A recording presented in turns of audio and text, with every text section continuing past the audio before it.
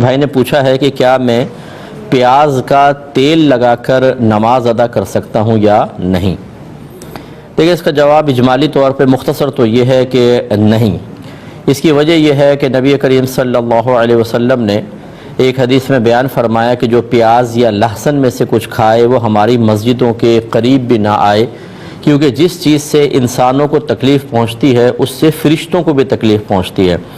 تو اس کا مطلب ہے کہ ایسی اسمیل والی چیزیں کہ جس سے مطلب بدبو پیدا ہو اور لوگ متنفر ہوں، یہ لگا کر مسجد میں آنا منع ہے۔ اب آپ نے اگرچہ انفرادی طور پہ نماز کی ادائیگی کے بارے میں کویسچن کیا ہوگا، لیکن یہ میں نے ایک دفعہ زندگی میں پیاز کا تیل خود بھی استعمال کیا۔ یہ بالوں کے لیے کسی نے بتایا تھا کہ مفید ہوتا ہے۔ اتنی گندی اسمیل اور اتنی تیز ہوتی ہے اور اتنے دیر تک وہ سر میں قائم رہتی ہے کہ دھو لیں تب بھی آتی رہتی ہے، تو اس لیے اس طرح کی چیزیں لگا کر اللہ تعالیٰ کی بارگاہ میں حاضر ہونا یہ مناسب نہیں ہے، اور اس سے فرشتوں کو اذیت اور تکلیف پہنچنے کا اندیشہ ہے۔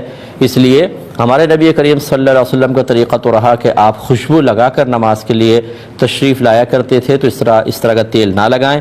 بہرحال اگر کوئی اس طرح تیل لگا کر نماز ادا کرے گا تو فرض ادا ہو جائے گا، لیکن اس میں ایک طرح کی کراہت ہوگی اس پیاز کے تیل کی وجہ سے۔